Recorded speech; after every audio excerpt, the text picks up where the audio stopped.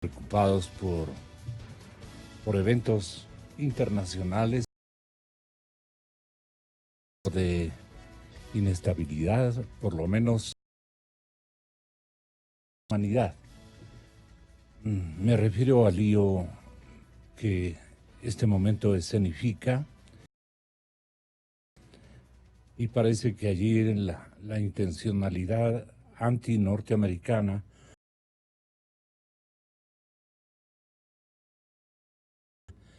doctor Fernando Carrillo,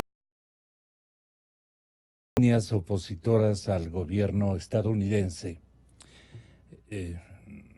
Su hermano, nuestro representante en la situación,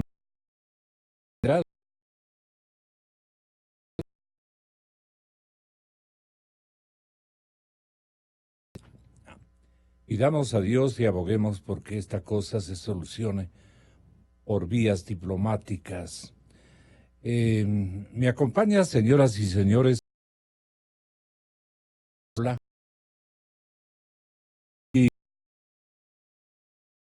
de que Edmundo Moncayo de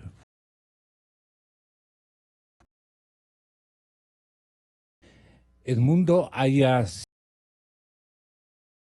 estratégico al servicio de la causa nacional y no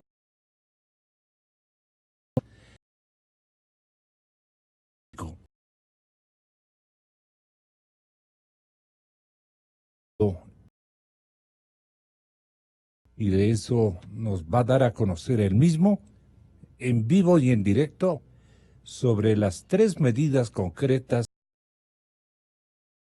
y nuestra preocupación y nuestra comprensión fundamentalmente.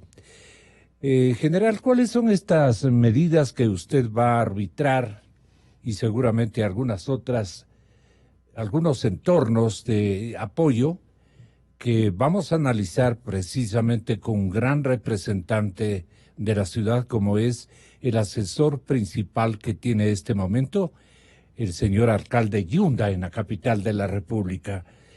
Él es un arquitecto, es un académico, pero fundamentalmente es un gran conductor de opinión, está al tanto de todos los arbitrios que se vienen dictando y que ponen niveles, amplían niveles de seguridad estratégica en todo el país. Y en este caso, en este escenario al que le hemos convocado, para que con usted combinen opiniones sobre lo que hay que hacer para pacificar las cárceles ecuatorianas con gran técnica y con una entrega de todos los sectores públicos y privados. Así es que voy con lo que le pedí. Edmundo, bienvenido, buenos días. Está Imbabura con usted, está el país con usted y la noble institución policial en cuyos hombros ha recaído esta enorme responsabilidad, están aspirando un buen arbitraje de su parte. Buenos días, Edmundo. Gonzalo, buenos días. Fernando, igual, un abrazo a los tiempos que nos miramos, que nos vemos. Y nos vemos en estas circunstancias para tratar de poner todo el esfuerzo y dedicación que siempre hemos querido en beneficio de nuestra comunidad, de nuestra sociedad, y especialmente en aquella de las personas que más nos aprecian y en las cuales tenemos credibilidad. Fundamentalmente el problema de las cárceles está basado en varias aristas que son complejas, casi todas ellas. Hay problemas muy de fondo y pensamos que para estos problemas de fondo tenemos que tomar medidas y tenemos un plan elaborado para afrontar este problema, con la cual vamos a aplicar medidas a corto, a mediano y a largo plazo. El problema, como les digo, es muy complejo, muy complejo. Y hay que empezar por algo. Tenemos que adoptar ahora 3 políticas que las vamos a implementar. Una que usted ya lo dijo, principalmente estamos enfocados en pacificar los centros de rehabilitación social. Esa pacificación tiene que hacerse sobre la base de mejorar la infraestructura, de mejorar las condiciones que tienen las personas privadas de la libertad, y también dentro de una organización, de acuerdo a lo que manda el Código Integral Penal, que establece básicamente las categorías de la clasificación. Una medida también, ya mirando un poquito más allá del tiempo perentorio que dure el decreto de emergencia, es la de iniciar una verdadera profesionalización del cuerpo de vigilancia penitenciaria. Necesitamos técnicos que vayan realizando una carrera, que tengan una visión de futuro. Dentro de esa visión de futuro, los jóvenes miren como oportunidades laborales el aprender, el capacitarse, el formarse para el manejo técnico de este tipo de centros de rehabilitación. El Diario del Comercio esta mañana, general, también nos manifiesta una preocupación y una alerta sobre que la tecnología que ha venido siendo utilizada en una época donde la tecnología casi es todo, y para esta circunstancia debería ser la herramienta y el insumo fundamental para soluciones inmediatas, que no infrinjan determinados lineamientos legales y constitucionales, pero a la vez propicien un ambiente de todos, absolutamente de todos, partiendo de un ambiente de serenidad, de tranquilidad de todos los actores y de todos los que estamos testificando esta realidad. Parece que le tocó un encargo muy complicado, pero que usted operará con tecnologías ya no obsoletas, sino con otras determinaciones y apoyos que el señor presidente seguramente le ha comprometido, porque el presidente está con toda la intención de arreglar este escenario de cárceles y de centros de reclusión. Edmundo, ¿cómo fue la propuesta del presidente? Perdone la curiosidad, ¿con qué argumentos le persuadió a usted? Fundamentalmente con el de servir a la comunidad, fundamentalmente con el compromiso que tenemos, que siempre estamos pendientes, crecimos, nos desarrollamos y hemos vivido en ese esfuerzo de tratar de hacer un Ecuador mejor, una patria mejor. El señor presidente ayer ha expresado también dentro del Gabinete de Seguridad el respaldo permanente para todas las actividades, porque sobre la base de seguridad es donde se desarrollan mejor los pueblos, donde se desarrolla mejor la economía. Y la tranquilidad de la comunidad, yo pienso que es un logro que se debe siempre pensarlo para que la patria, la gente, el pueblo pueda desarrollar todas sus actividades. En este caso, a nosotros nos ha tocado ese pequeño grupo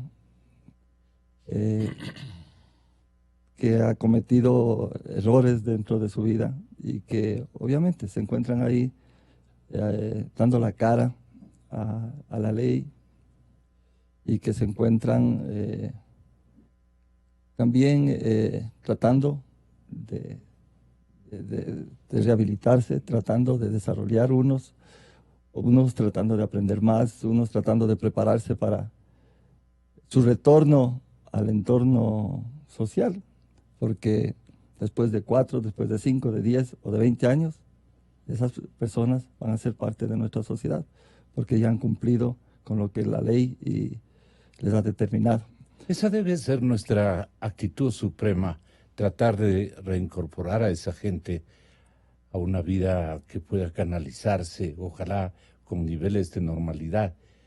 Pero hay un diagnóstico, si usted me permite, general, para que analice un sociólogo de la urbe, no es sociólogo de profesión, pero Fernando ha escrito muchos ensayos, ha indagado, ha investigado la realidad del pueblo ecuatoriano y ha ejercitado en Quito un liderazgo de bien similar al suyo y al de su familia, porque la familia Moncayo ha prestado significativos, importantes recursos humanos y de talento en las áreas jurídicas, en todas las dimensiones de solidaridad con la sociedad ecuatoriana. La familia Moncayo es uno de los elementos más importantes que el presidente ha conseguido, como que aquí hubiéramos detectado virtudes de una familia capitalina que pueda haber dado en el clavo para solucionar este problema de inseguridad que tenemos, de alguna manera también una suerte de espanto, una suerte de ausencia de medidas co coherentes, adecuadas para un momento como el que estamos atravesando. No se necesitan medidas radicales. Y me parece que un general de policía con este apellido, con esta membresía institucional, va a tener un buen papel que cumplir al frente de las cárceles y de estas instancias sociales un poco, digamos, abandonadas al arbitrio de las circunstancias y de las oportunidades, pero de los que son de la misma condición de los que están adentro, o quizá hasta más. Yo me duelo de los detenidos porque no son todos los que son y no están los que deben estar, pues, ¿no? Un montón de gente, pero esto viéndolo desde el lado ciudadano, desde el lado de nuestra urbe, de nuestras ciudades, desde el lado de su preocupación, también de una familia que ha aportado tanto al país. ¿Qué nos dice Fernando Carrión, el asesor fundamental del alcalde Yunda? Buenos días, Fernando. ¿Qué tal, Gonzalo? Un saludo cordial a la audiencia y un agradecimiento especial por esta invitación y la posibilidad de conversar aquí con Edmundo, con el general Moncayo, que ha decidido asumir una responsabilidad muy compleja, pero también muy necesaria para enfrentar grandes problemas que tiene el sistema carcelario en el país. Le deseo lo mejor en esta tarea. A ver, yo creo que las cárceles están viviendo desde hace mucho tiempo, no solo ahora, una crisis muy fuerte, que por lo menos yo señalaría tres elementos que me parece que hay que enfrentar. Uno primero, creo que cuando uno ve la serie histórica del número de presos o privados de la libertad, como se dice ahora, uno puede darse cuenta que hay ciertos hitos muy claros. Cuando el presidente Correa asumió la presidencia, se encontró con 18.000 presos. Aproximadamente un año después, con un indulto que generó, se bajó a 11.000 presos. En el año 2014, cuando se aprueba el Código Integral Penal, y esto me parece que es clave, el número de privados de la libertad subió a 21.000, que es una cantidad muy grande. Pero ¿qué es lo que ocurre? Desde el 2014 para acá se ha duplicado la población carcelaria. Este rato están más de 41.000 presos. ¿A qué atribuye usted? Yo creo que justamente al Código Integral Penal. A mí me parece que hay que revisar el Código Integral Penal, porque aquí lo que tenemos son algunas cosas que vale la pena hacer. Algunas instituciones que se incorporaron. Por ejemplo, la edad de la imputabilidad penal bajó. Por ejemplo, las penas que se establecieron pasaron de 16 años que tenía el Código Penal anterior a 40 años. Eso hace que a la población carcelaria no solo que se incremente, sino que esté más tiempo ahí. Y luego quizás uno de los problemas más graves es que no hay una correspondencia de proporcionalidad entre el delito y la pena. Porque prácticamente yo lo que diría es que todos los caminos conducen a la cárcel. O sea, el hecho de que en 5 años se haya duplicado la población carcelaria y que coincide exactamente con el COIP, a mí me parece preocupante. Perdone, la disposición de por todo, prisión preventiva. Exactamente. Por ejemplo, por deudas, Alimentos para los chicos. por ejemplo, eso. Es decir, no hay una proporcionalidad entre la pena y el delito cometido. Me parece que eso es gravísimo. Y una cosa que me parece que golpea pero profundamente el Código Integral Penal es el modelo carcelario que el Ecuador dice que ha tenido durante toda su vida, que es básicamente un modelo que se define de rehabilitación y de reinserción. Entonces, yo planteo, ¿cómo puede haber rehabilitación con 40 años de prisión? Es imposible, porque una persona cometerá un hecho delictivo a los 20, 30 años, estar 40 años ahí, pues chao. Una persona que no va a salir siquiera, en algunos casos, y en otros saldrá, pero ya no tendrá ninguna posibilidad. Yo no conozco procesos de rehabilitación. Uno de los grandes problemas que tiene el sistema carcelario es esto que en otros países llaman la puerta giratoria. Es decir, que entra y sale, que entra y sale, que entra y sale. Y cuando nosotros vemos en la prensa que a tal persona le tomaron presa y que tiene antecedentes penales y que ha estado 5, 6, 10 veces presa.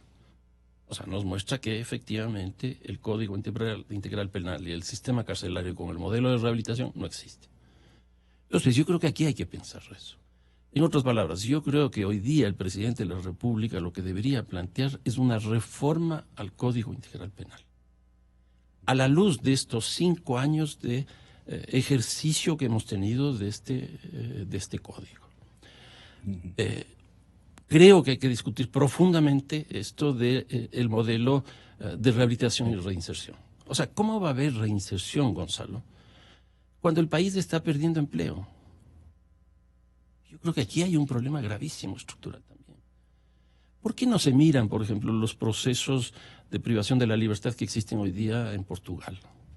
Hoy día ya no se recluye a mucha gente por delitos menores, porque lo peor que uno puede hacer es sacarle a la persona del medio en el cual está funcionando, porque después regresar a ese medio es imposible, porque llega estigmatizado, porque no tiene empleo, porque sus vínculos con la familia se han roto. Entonces yo creo que hay que empezar a ver un poco qué es lo que está ocurriendo en el mundo, y yo pongo el caso de Portugal, que también el caso de Holanda y Bélgica son bastante interesantes, que habría que ver. Y en tercer lugar, yo diría, que es un poco, me da la impresión que eso es en lo que se está enfocando este rato, es en el modelo de gestión del sistema carcelario. Entonces aquí viene la tecnología, vienen la policía, vienen las Fuerzas Armadas, viene el grupo de personas que hacen el primer círculo, en fin, todo ese tipo de cosas. En otras palabras, yo lo que diría es, uno, hay que hacer una reforma profunda del Código Integral Penal.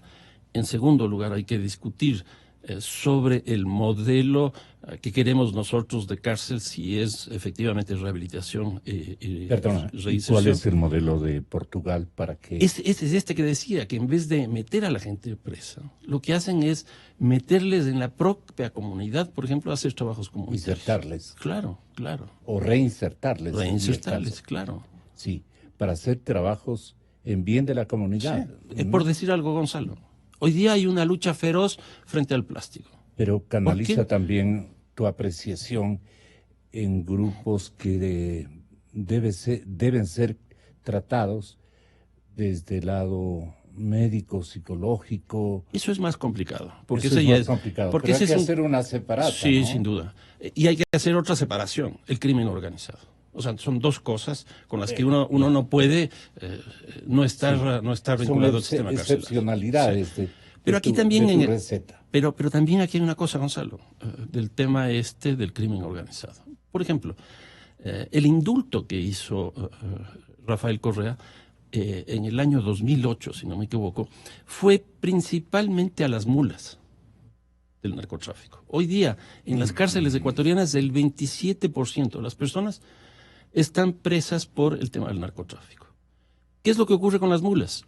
Si uno le toma preso a una mula, ese espacio que cubría esta persona, inmediatamente es reemplazada.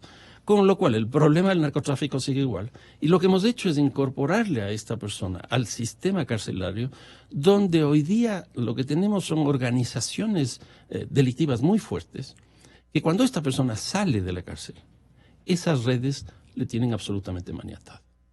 Entonces yo creo que hasta eso hay que discutir.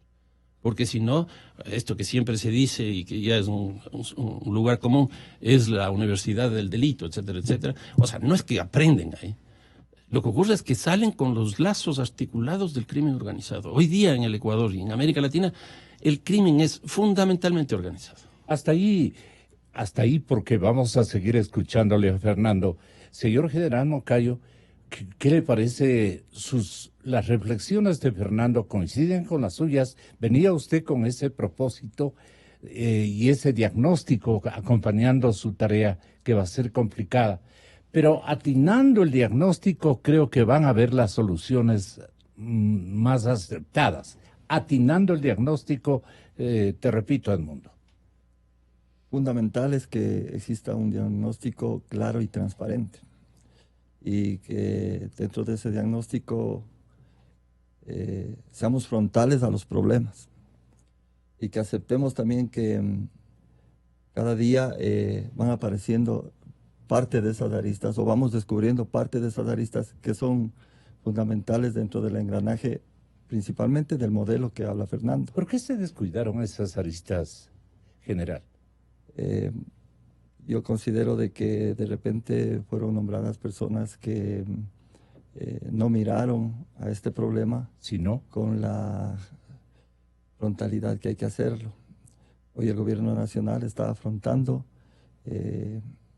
este crecimiento de la población carcelaria. Las cifras de Fernando son muy cercanas a las que nosotros tenemos, a las reales, 40.771 personas privadas de la libertad. Y claro, los números van variando, esto es muy dinámico. Hoy, estas cifras varían hoy, mañana igual, etc. Pero las tres posiciones que pone Fernando son para analizarlas. Nosotros estamos enfocados en la que nombró en tercer lugar, en buscar el modelo que nosotros queremos, mirando esta problemática. No solo la tenemos en el Ecuador, la tenemos en todo Sudamérica, ¿sí? Brasil, Perú, y no podemos copiar un modelo. Yo pienso que lo fundamental es ir haciendo un modelo al estilo ecuatoriano, como en todo lo hemos hecho. Tomar las cosas buenas del resto de países y ir mirando todas aquellas que a nosotros nos van a ser útiles. También comparto en el tema de que tratar de rehabilitar a 40.771 personas privadas de la libertad es muy complejo. Pero dentro de estas 40.771 personas hay que hacer una clasificación. Esa clasificación que es fundamental, ver quiénes y por qué se encuentran dentro de este grupo de personas y manejarlos de diferente manera dentro de ese modelo que hay que confeccionar.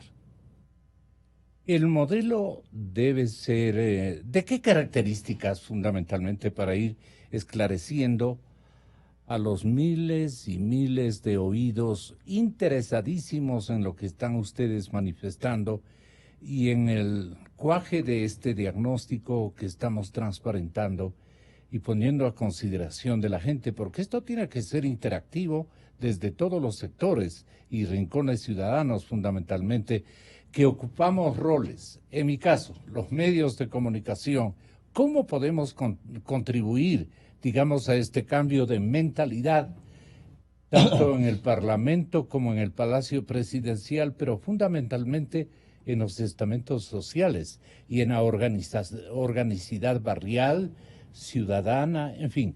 Fernando Carrión. A ver, para ir al revés, ahora desde el modelo de gestión del sistema carcelario. El modelo de gestión. Yo creo que ahí, por ejemplo, un tema clave es el tema de la infraestructura. Nosotros tenemos, si no me equivoco, Edmundo, 37 recintos carcelarios que no dan abasto ya a la población carcelaria. ¿Para cuántos estarían más o menos preparados los 37 recintos para recibir cuántos A ver, reclusos. aquí hay un problema de lo que yo hablaba hace un rato, que se duplicó la población carcelaria y hoy día estaríamos cerca de los 42.000 presos, no sé la fecha esa de los 40.700 que señalaba Edmundo, pero a esto hay que añadirle una cosa adicional, y es que Ernesto Pazmiño, que fue el funcionario anterior, hablaba de que el próximo año podría subir 10.000 más. Sí, dijo. ¿Qué significa esto? Que este rato, en estos 37 recintos carcelarios, tenemos un hacinamiento del 40%. Un hacinamiento del 40% que es una bestialidad. Pongo un ejemplo. De la cárcel del Inca, ese está diseñado para 800 personas y están viviendo más de 2.000. Más de Clarísimo el ejemplo, ¿no? Es tenaz, es tenaz. Por eso es lo que digo, que hay que frenar el ingreso de personas y creo que ahí hay que hacer algunos cambios. Entonces, una primera cosa es la infraestructura. ¿Qué es lo que privilegió el régimen pasado respecto a la infraestructura? Grandes cárceles. Eso ya no se hace. Por ejemplo, el caso de la cárcel de la Tacunga. Esa cárcel yo no sé para cuántas personas estaba diseñada, debe ser sobre las 3.000 personas. Pero hoy día el diseño de las cárceles se hace más bien de tamaños pequeños. Y cuando digo pequeños son alrededor de 500, una capacidad para 500 personas. ¿Por Cada qué? unidad. Cada unidad. ¿Y por qué esto? Porque es muy difícil administrar 3.000 personas. Y no solo eso, son 3.000 personas que están sentenciadas por tipos penales distintos. Entonces toca separarles, clasificarles a los privados de la libertad en un espacio muy grande. Cuando eso lo que habría que hacer es 500 para un tipo penal, 500 para otro tipo penal, 200 para otro tipo penal. Entonces, privilegiar, que eso es lo que hizo el régimen de Correa, privilegiar una infraestructura con cárceles muy grandes no es el más adecuado. Después tenemos un conjunto de recintos carcelarios que son casas que se fueron adecuando. Entonces aquí hay que cambiar esto. Y creo que esa infraestructura tendría que articularse como si fuera un sistema, para ir dependiendo de cada lugar, ir poniendo a los presos según los tipos penales con los cuales hayan sido sancionados. Uno es la infraestructura. Dos, que es una de las grandes discusiones, es las personas y los circuitos de control de esto. Está el primero, que son de los guías penitenciarios, que aquí lo que se ve claramente es que es un número insuficiente y que no tienen la capacidad del caso. ¿Qué es lo que hay que hacer? Aumentar el número y capacitar. Después tenemos uno segundo, que es el de la policía, y ahora se ha añadido el de las Fuerzas Armadas. Entonces, aquí hay eso. Pero aparte de estos circuitos, o estos círculos, lo que necesitamos es el personal de administración. Que sea un personal también que esté formado y que sea absolutamente honesto. Porque aquí también hay problemas. Por eso es lo que entra mucha gente con muchas cosas que después descubrimos que allí existen. Ahora, el modelo de gestión tiene que tener también, si es que es un modelo carcelario de rehabilitación, tiene que tener actividades dentro de las cárceles y de relación con la sociedad, de actividades, por ejemplo, de formación, de trabajo.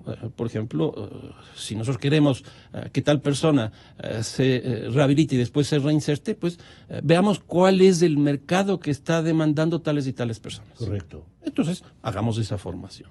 Y aquí se podrían hacer, por ejemplo, convenios con las universidades para que estudiantes de las universidades, para que las facultades de las universidades puedan desarrollar aquí ese tipo de formación. Ahora, problemas de derechos humanos.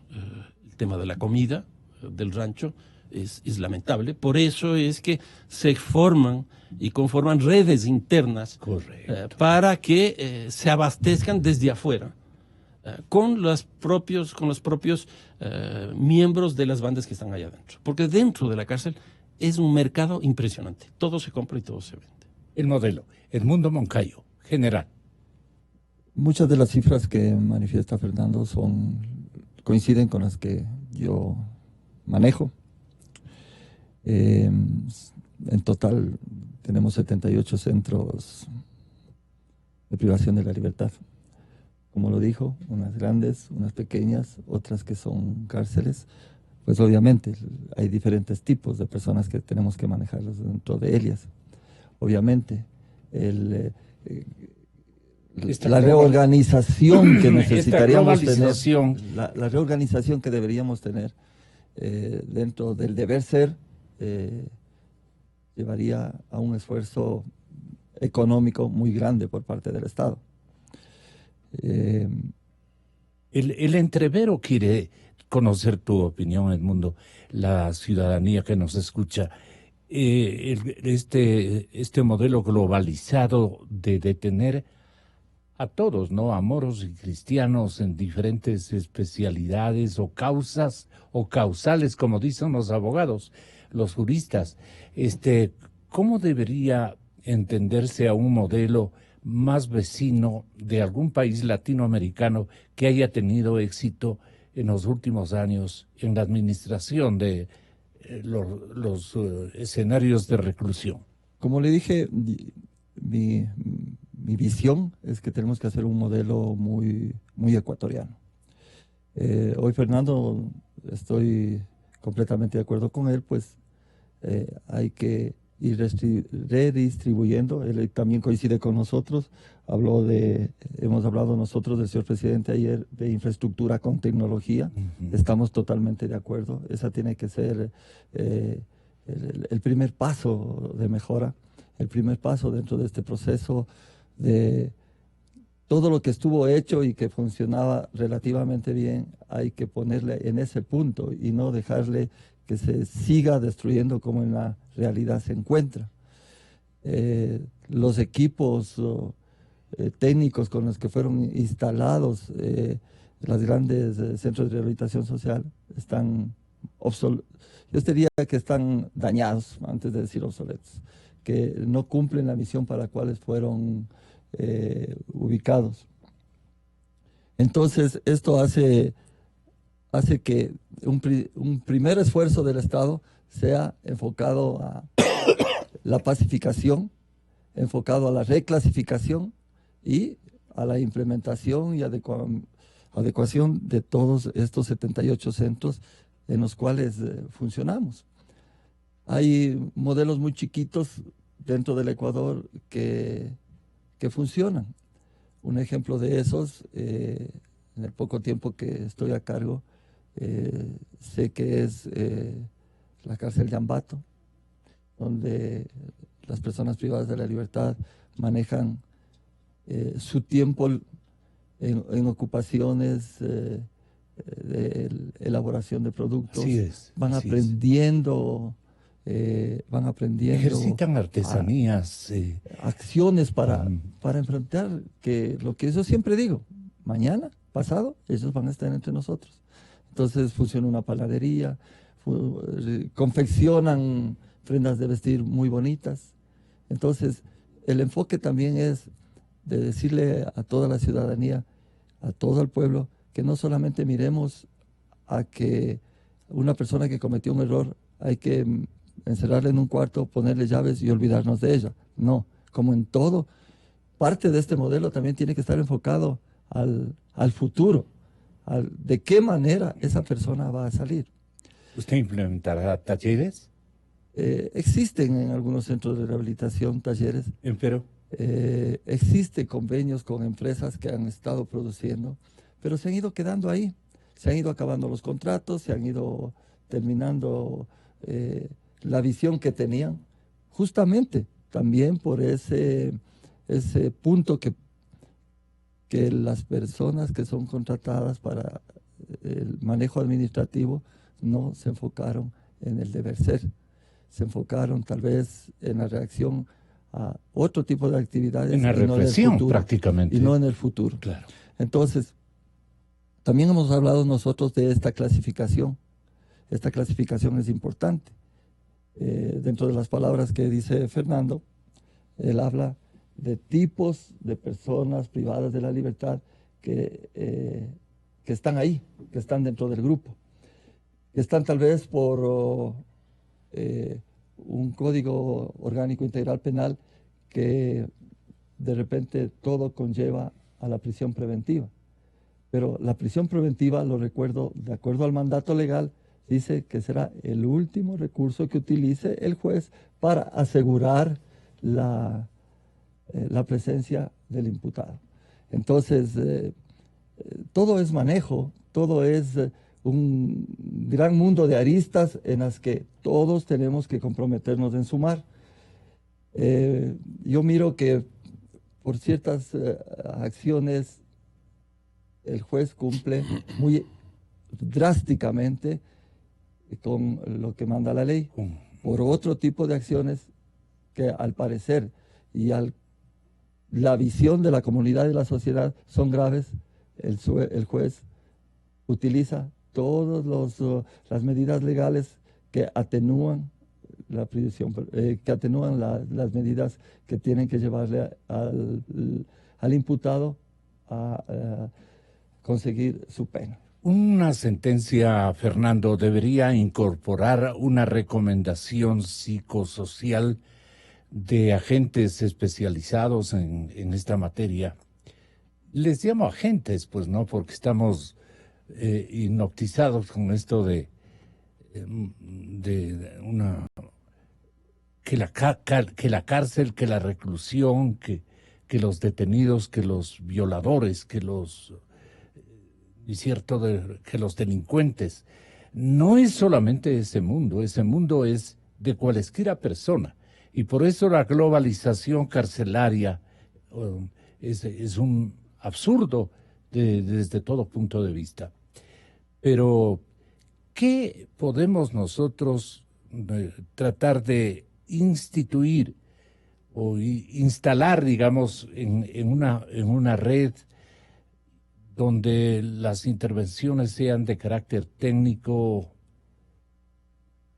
también psicológico, también jurídico, también penal, pero también de ayuda para una rehabilitación? Entonces, ¿cómo podríamos nosotros insertar agentes que señalen caminos más optimistas para un detenido, para periodos tan dilatados como las penas que creó el correísmo y que crearon el penalismo, el sector dedicado a la investigación jurídica penal desde hace mucho tiempo? Estas sentencias las dicta un juez, un colectivo en el mayor caso de oportunidades, pero la situación sigue prevaleciendo desde el punto de vista eminentemente de castigo, de sanción. Esto es lo que me parece que estorba a una gran comprobación de lo que tenemos que hacer y de lo que tenemos que organizar en beneficio de todos los ecuatorianos y no solamente de renglones específicos en esta acometida a las cárceles de nuestro país. Quizás respecto a esta pregunta valdría la pena hacer una comparación de dos tipos de justicias que existe dentro del Ecuador. La justicia occidental, la que está principalmente normada en el COIPE, establece explícitamente castigo, sanción. Y la justicia indígena tiene otro concepto, que es la sanación. Entonces, con la justicia indígena lo que se busca es sanar, curar a la persona que ha cometido un error. Que lo consiga o no, eso es otra cosa. Pero aquí hay un punto de partida totalmente distinto de una justicia y de otro tipo de justicia. Una segunda cosa que me parece que es clave es que el sistema penal en el Ecuador y en el mundo entero prácticamente está compuesta por tres grandes pilares: la policía, la justicia y la cárcel. Por eso mal se haría en trabajar solo la policía por su lado, solo la justicia por el otro y la cárcel por el otro. Este es un sistema que está articulado y hay que trabajarlo en esa relación. ¿No? Por ejemplo, en el caso de la justicia, yo creo que aquí hay profundos problemas. Y pongo un ejemplo de Angelotti, este gran entrenador italiano de fútbol, que él decía que los árbitros saben de leyes pero no saben de fútbol. Y a mí me da la impresión que los jueces saben de leyes pero no saben de violencia. Y entonces, si no sabe de violencia, lo único que hace es aplicar el artículo tal, el artículo cual. Y con eso yo creo que está produciendo lo que se está produciendo. Por eso es ¿Qué ha producido? el incremento de la gente en las cárceles. Por eso es que yo creo, y quizás redondeando, que lo que debería hacer el gobierno nacional básicamente es, uno, una reforma del Código Integral Penal para ver si es que efectivamente podemos entrar hacia el modelo rehabilitador y de reinserción. Una segunda cosa, hasta que eso funcione, creo que el presidente de la República debería dictaminar un gran indulto. Por ejemplo, no son muchas, pero hay mujeres que están privadas de la libertad por aborto. Se les sanciona después de haber cometido un hecho como ese.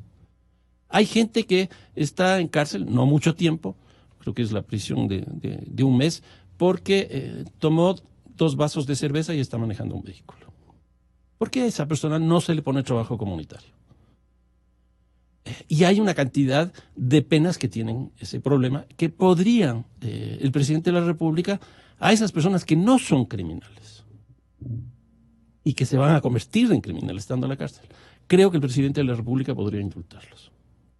Lo que decía hace un momento, 26-27% de los presos están vinculados al narcotráfico y básicamente, creo que son 18-19%, están vinculados a la función de mulas.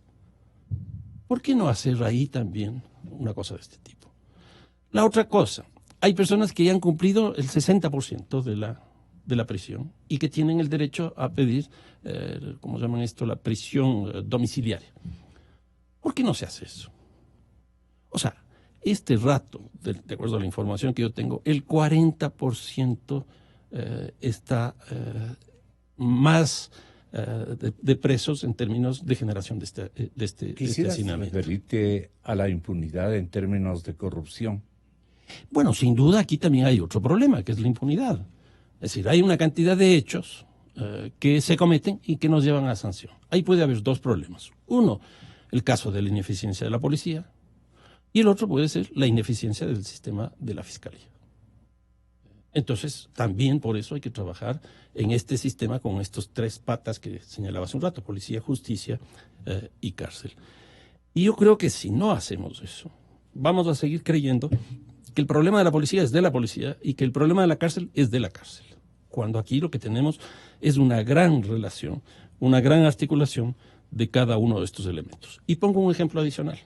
Cuando uno hace un análisis de las denuncias que se presentan en la fiscalía con los tipos penales que este rato tienen la población carcelaria, no hay ninguna relación.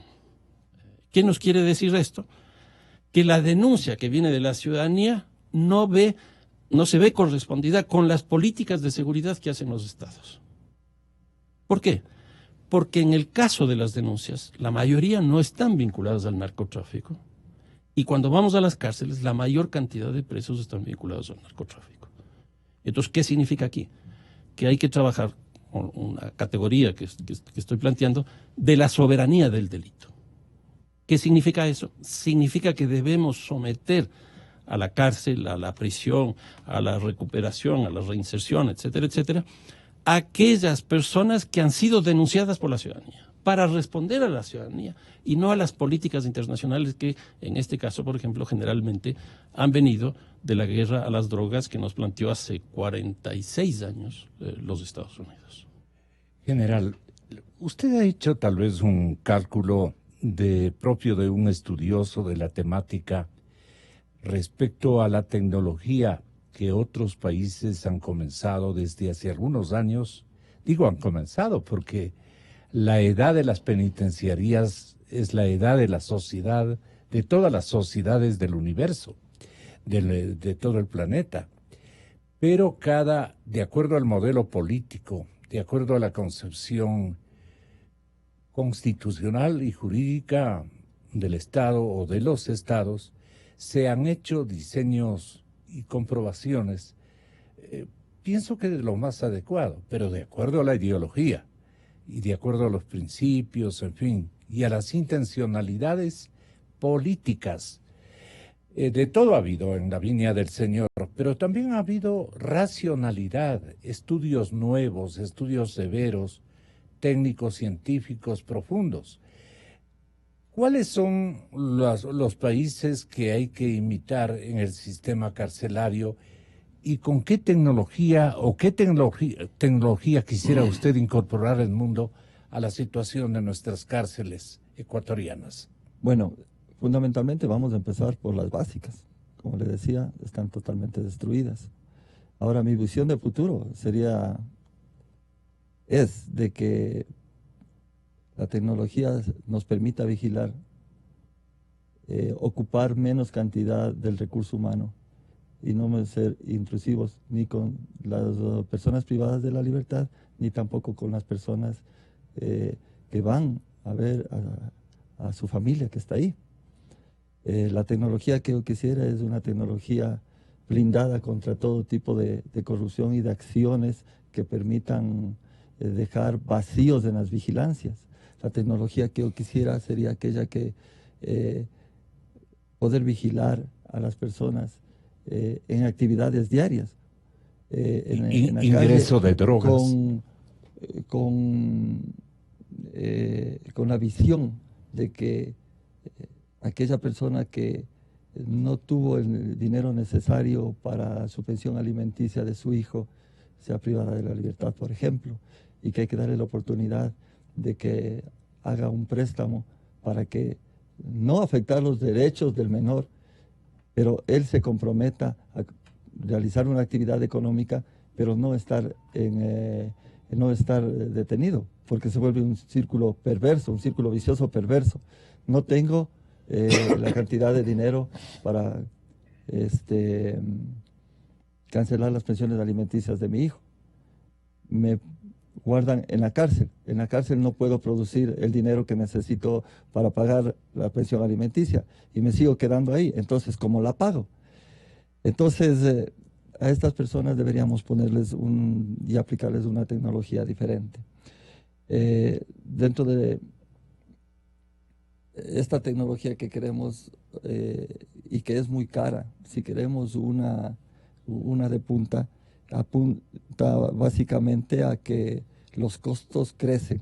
Queremos ver posibilidades de que implementando un sistema básico asegure las necesidades de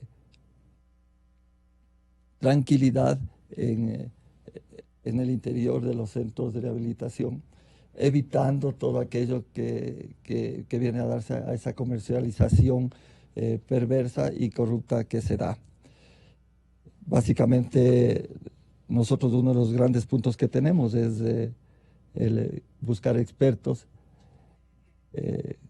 Ayer nomás me visitaba una persona, un experto israelita en este tipo de sistemas, y me hacía ver todos los alcances, todo el boom que en la filosofía del mundo está constituyéndose para lograr una buena vigilancia penitenciaria. Sin embargo, le digo, estos costos son onerosos, estos estudios llevan tiempo, esto tenemos que verle como una medida no inmediata, pero sí a mediano tiempo, siempre ¿Se teniendo... sustentan en base de datos y en tecnología? ¿Perdón? La contribución de los israelitas se sustenta en tecnología y en base de datos de los detenidos. Pero básicamente son empresas particulares, ¿sí?, que generan un costo, tanto el diagnóstico en sí de nuestro centro de rehabilitación, como después la implementación de los recursos. Entonces, al ser... ¿Y las cifras son realmente mayores? Así, lo que debemos manejar primero son las necesidades básicas, una especie de pirámide. Vamos creciendo de acuerdo. Aquí se ha hablado de la alimentación, vamos mirando eso. Aquí se ha hablado de la infraestructura vieja, tenemos que mirar eso. Aquí se ha hablado de que queremos una profesionalización, pero esa profesionalización también va a concebir recursos para que las personas que trabajen ahí estén lejos de mirar aspectos de corrupción. Entonces, por ahí estamos enfocados. ¿Qué tiene usted como base? ¿De tecnología? No, ¿O de lo que hemos hecho o hemos podido avanzar un poquito y que ha dado buenos resultados. Bueno, nuestro plan está enfocado... Si no aquí, en otro país más o menos del mismo nivel de desarrollo. Ya, nuestro plan está enfocado a esta clasificación y reubicación de todos los privados de la libertad. Esa clasificación pienso que estamos un poco de acuerdo todos. Dentro de esta reclasificación tenemos que dar cumplimiento y mandato de la ley. La ley manda que hay personas que cuando cumplen un porcentaje de la pena tienen que ser cambiado su sistema su sistema penal, es decir, salen a un sistema de prelibertad. Ahí es el problema. A esa persona necesitamos también, en muchos de los casos, incluirle en el aparato productivo nacional, para que se sienta aislada de volver a cometer los hechos. Nosotros también queremos basarnos en un sistema de inteligencia penitenciaria. ¿En qué consistiría? Necesitamos tener información para tener información de lo que está pasando, porque lo que pasa adentro comienza a repercutir en la sociedad afuera. Nosotros muchas veces no nos damos cuenta de ese fenómeno, que es una especie de balanza, que es una especie de que tiene que estar equilibrado o se comienza a equilibrar. Los diseñadores de renglones delincuenciales, muchos de ellos están en las mismas cárceles ecuatorianas. Podría ser que se manejan por dentro y por fuera, ¿sí? Esto hace complejo el tema. Claro. Ahí se necesita inteligencia. Necesitamos. Pero el espión, sí, pues caería abatido como el cubano. Tendríamos una multiplicación. Y además, mucho cuidado, porque el rato que sean indiciados de tal espionaje, la cosa se tornaría justa o injustamente complicada para el otro recluso. Este sistema de inteligencia no funciona un poco como afuera, funciona de diferente manera. Ya. Sí. No lo digas. Si es que para eso necesitamos también apoyarnos en la tecnología. Sí. Necesitamos una campaña de comunicación estratégica, de hacer ver a la comunidad de que somos parte de... Esas personas también son seres humanos como nosotros que cometieron un error. Grande, pequeño, pero son personas y como tal hay que respetarlas y como tal hay que hacer todos los procedimientos que nos demarca, al menos los procedimientos mínimos que las Naciones Unidas nos impone para ese tipo de acciones. Y en la gran campaña que podríamos hacer, tener la concientización, lograr una concientización de que sí, hay un sistema criminal y que eso puede estar aparte, pero que también hay de otro tipo de personas que se encuentran ahí. Es necesario promover reglamentos, protocolos que nos enmarquen en un sistema disciplinario, tanto al interior como a las personas que trabajan en la administración, para que esto, anclado al modelo de gestión, funcione de una manera adecuada. Que esto nos permita especialmente ser justos y que nos permita cumplir debidamente con las obligaciones que cada uno tiene. Es decir, una parte coercitiva en el cumplimiento de las actividades que cada uno de los que vamos a trabajar en el sistema debemos tener. Necesitamos trabajar mucho en gestión, tanto para el talento humano tanto para el sistema de infraestructuras y de esta tecnología, porque esto tiene que seguir creciendo. El primer esfuerzo que hace el gobierno nacional con estas medidas de emergencia y con el apoyo económico que se tiene es básicamente para tratar de componer todo lo que se ha estado destruyendo, pero de aquí en más tenemos que no olvidarnos de esta parte, de esta arista principal que nos afecta a todos, ¿sí? Vuelvo a repetir, no tenemos que adoptar como una medida lógica que la solución está coger a la persona que se equivocó y encerrarlo y olvidarnos de ella. No, tenemos que verle dentro de la visión correctiva, tal vez mirando el sistema indígena y tratar de cambiar su mentalidad. La sanación. Tratar de moldearle de manera que mejore, que sea una especie de mea culpa, de acto de arrepentimiento y que mejore. Quizás lo logremos, ¿no? Es una visión que tenemos que ir para allá. Y tal vez un esposo de lo más radical, ¿con quiénes? ¿Perdón?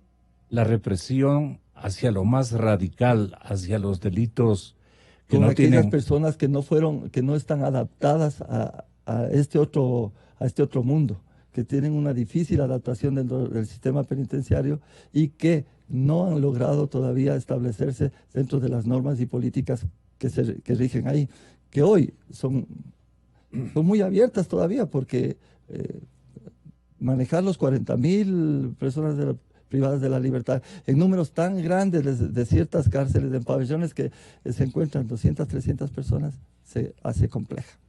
Los compatriotas que han quedado en impunidad, porque se han defendido bien, porque han disimulado los hechos de una manera adecuada, porque tienen palancas, porque tienen de alguna manera complicidad con otros cuadros que están vivitos y coleando, como dicen los sociólogos.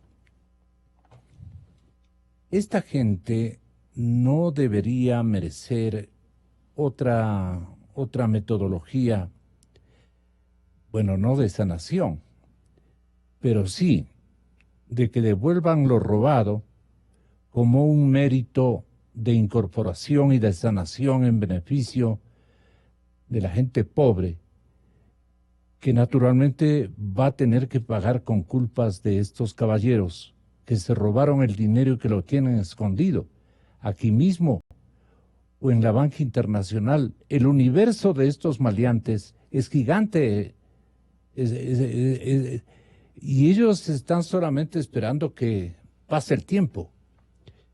Jugados aquí mismo, escondidos, qué sé yo, para poder gastarse ese dinero. Inmensa cantidad de recursos que deben volver a las arcas fiscales. Digo, ellos también se conectan con esta dimensión dramática de cárceles a los que naturalmente la gente por odiosidad y por repudio les dice bien hecho. Bien hechito, dicen inclusive en nuestra tierra. Bien hechito. No sé si sea un quichuismo, pero bien hechito. Ese es lo que la población cree. Pero nosotros tenemos que hacer otra cosa. En esos empeños que más en la parte final del programa o de esta tertulia podrías vos contribuir, Fernando. Bueno, yo creo que eso es absolutamente claro, Gonzalo, lo que estás planteando, porque cuando uno va a cualquiera de las cárceles en el Ecuador, lo que encuentra principalmente es gente pobre. No hay nadie que no tenga esa condición. ¿Qué significa eso? Significa justamente impunidad. Porque los sectores de altos ingresos o ingresos medios tienen las capacidades de persuadir al nivel que sea para que se aplique la justicia en función de sus intereses. Eso es absolutamente claro. Cuando uno entra a la cárcel, la gente que está presa es la gente pobre. Y no hay otra cosa. ¿Por qué? Porque no tienen capacidad de resolver eso. Y aquí vienen cosas, por ejemplo, como... ¿Cuál es la capacidad para resolver siempre? ¿Es económica?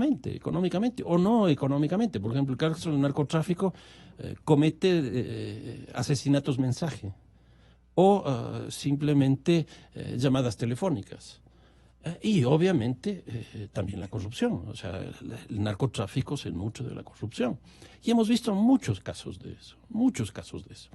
Ahora, con relación a esto, hay algo que Edmundo también estaba planteando que a mí me parece que es fundamental. El delito ha venido mutando en general en América Latina y en el Ecuador en particular. Nosotros teníamos un delito tradicional que era en un bar, en una cervecería, tomando un trago que fue penal, que no fue penal, una riña y muere una persona. Eso no significa que la persona que le mató a la otra sea un criminal. Aquí se resuelve controlando el tema del consumo del alcohol. Pero ¿qué es lo que ocurre? Pasamos de ese delito tradicional a un delito moderno. El delito moderno, que es el que tenemos en este momento con claridad, es un delito donde hay organización. ¿Y qué significa organización? Que hay una premeditación explícita a cometer un hecho delictivo. Entonces hay ajuste de cuentas, hay sicariato. Y todo eso tiene precio. Pero no solo eso, asaltar un banco, robar a una persona. O sea, yo salgo de aquí, de la radio, y en la esquina puede ser que me roben el celular. Sí. Ese celular robado puede tener dos posibilidades. La una es que me hayan robado porque alguien le contrató para que me robe y trabaja en esta zona. O la otra posibilidad es que sea un trabajador por cuenta propia, llamémoslo así, que roba y después le inserta al mercado a través de las redes que tiene. ¿Ya? ¿Qué es lo que ocurre? Cuando nosotros metemos a la prisión a alguna de estas personas, el gran problema que existe es que los lazos no se rompen. Cuando nosotros queremos hacer reinserción, es muy difícil porque no es como el delito anterior, que simplemente tenemos que conseguirle un trabajo. Aquí el problema es conseguirle un trabajo y romperle los lazos a través de los cuales él actúa dentro de la organización, que es mucho más complejo de lo que era antes. Porque antes, como digo, era simplemente meterle en la comunidad con un trabajo y ya. Ahora, además, como digo, hay que resolver eso. Y un problema adicional que estamos viviendo hoy día en el sistema carcelario ecuatoriano, que cuando nosotros metemos gente presa de organizaciones, las organizaciones tienen conflictos entre ellas. El último asesinato fue un conflicto entre dos organizaciones. Entonces, aquí no solo que hay que hacer una clasificación por tipos penales, sino también hay que hacer una clasificación en términos de romper las organizaciones que existen. En América Latina nosotros hemos visto profusamente, y en el Ecuador también, cómo desde las cárceles se delinque en las ciudades de los países. Dos ejemplos de América Latina. El uno, Carandurí, en Brasil, en San Pablo. Hubo un problema de reubicación de dos comandos, porque allá les llaman comandos, no mafias ni carteles, sino dos comandos muy fuertes. Se estaban peleando entre sí y les reubicaron. Eso generó que los dos carteles, o los dos comandos, se organicen y paralicen la ciudad de San Pablo, que probablemente es la ciudad más grande que existe en América Latina, durante 3 días. ¿Por qué? Porque tenían controles como... ¿Y la neutralizaron? ¿Lograron ese objetivo? Sí, porque tenían el control del sistema de transporte, Gonzalo. Y el segundo caso, las maras en El Salvador. Entraron en un proceso de negociación interesante, que de pronto se fue perdiendo en el camino. ¿Qué es lo que hicieron? Desde las cárceles también paralizaron la ciudad de San Salvador, obviamente mucho más pequeña que la de San Pablo, pero también controlaron la totalidad de la ciudad, que prácticamente es controlar el país. En el Ecuador hemos tenido ya casos de ese tipo. Entonces, hoy día no es cuestión de tener un sistema carcelario de rehabilitación y reinserción en términos de una persona, sino que la rehabilitación y la reinserción implica romper las estructuras organizativas. Y esa es una cosa mucho más complicada de lo que uno supone. El general Wagner Bravo, de Fuerzas Armadas, una pequeñísima contribución, nos decía hace cuántas horas, serán unas 48 horas, ¿no? Sí, en el caso de las cárceles, Gonzalito, no hay un sistema real de rehabilitación, no hay un sistema real. Primero. Empezaron a hacer unos mamotretos de unas grandes cárceles, como la de la Tacuba, que no tienen ni agua, que ahora sabemos que haya inclusive... Pero hubo negociado. Pero hay un negociado, pero hay un artículo, creo que es del 55, si no estoy mal, de la Constitución, que habla de los derechos de los PPLs. Porque con respeto, Gonzalito, todos podemos caer, porque si me cruzó una persona y la atropellé, yo puedo ir preso. Pero eso no dice que soy un delincuente avesado. Entonces no hay una organización para poner al avesado que entra 40, 50 veces a la cárcel, porque no hay un sistema que realmente le permita al ciudadano que esté siendo afectado en un delito que haga la denuncia y no le amedrenten. Le ponemos a los choneros que se dicen ahora, le ponemos a los cubanos, para que tengan el control de una parte de la cárcel. Y la misma Constitución dice que los pepeles tienen derecho a salud. Hoy queremos prohibir el entrada de la droga. Si tengo 20 años, 30 años de cárcel, ya no puedo salir, me dedico a la droga. Y pedimos que entre la droga, entonces comienza una desesperación por conseguir droga. Posiblemente estos son los crímenes. Luego de eso dice que tienen que tener recreación. ¿Dónde está? Luego de eso los estamos manteniendo. Vuelvo a repetir, todos podríamos caer, ojalá no sea así. Pero tenemos que rehabilitarles realmente, porque todo el mundo dice que entran bien y salen peor. Entonces el Estado está fallando en esta función. El archivo de la cadena Democracia es muy activo y es muy inteligente. El archivo, no los conductores del noticiero. No quiero decir aquello. Pero si no incorporamos a esta gente como el general Wagner Bravo, que me lleva y me permite simplemente sugerirle, general Moncayo, que usted debe organizar un consejo asesor, no gigantesco, un consejo asesor, ¿no?, de técnicos en la materia de probada solvencia ética y ciudadana, con un liderazgo nato. Entonces sería fantástico que usted con ellos examine la situación cada cierto tiempo. Es una humilde sugerencia de la cadena Democracia, general Moncayo, y con eso terminamos. Su contribución final. Yo agradezco esta clase de programas porque son enriquecedores. Yo agradezco el esfuerzo que está haciendo el gobierno nacional en enfrentar este problema, obviamente que no es de ahora. ¿Cómo le vio usted al presidente respecto de las cárceles? ¿Cómo le sintió? Muy comprometido, preocupado Ah. y enfrentando las cosas de una manera que me permite a mí tener la tranquilidad de que vamos a poder hacer este trabajo. Este trabajo tampoco se lo va a hacer solo. Este trabajo tiene que integrar a ese consejo que está tipificado en el Código Orgánico Integral Penal, que lo preside la doctora Joana Pesantes por delegación del señor presidente y que está conformado por varios ministerios muy importantes para esta parte del manejo al interior de las cárceles. Y pienso de que el legislador, cuando hizo eso, estuvo muy bien, porque ellos son ecuatorianos que están en un territorio diferente y que las diferentes carteras de Estado también tienen que mirar a ese tipo de personas. Pero decía que agradezco esta clase de programas porque se encuentran ciertas soluciones, se encuentran ciertos caminos. He tomado nota de algunas cosas y no solamente aquellos programas que existen en la crítica y en lo que solamente todo está mal. No, hay que ir buscando todo lo bueno y hay que ir creciendo y mejorando. Agradezco su invitación, Gonzalo, agradezco haber estado contigo y permanentemente estaremos atentos a las actividades que vamos desarrollando. Yo veo que dentro del criterio estamos enfocados en el tema y que el compromiso y el reto está ahí, tratar de mejorar y hacer que las cosas sean diferentes para el mañana. Muchas gracias, general, y muchas gracias, arquitecto Carrión. Un poco estamos en sus manos, ¿no? Yo por eso vivo tranquilo. Sí, claro. Un abrazo para ustedes y siempre una solidaridad para lo que estemos y podamos ser útiles. Ordena simplemente, general Moncayo, ordena en este medio, porque estamos muy orgullosos y esperanzados de que tú atines, no solo en el diagnóstico, sino en las resoluciones que tomes a partir de este momento. Muchísimas gracias, general. Es el compromiso nuestro y gracias a ti por estar siempre pendiente de nosotros. Inicio de espacio promocional y publicitario. La noticia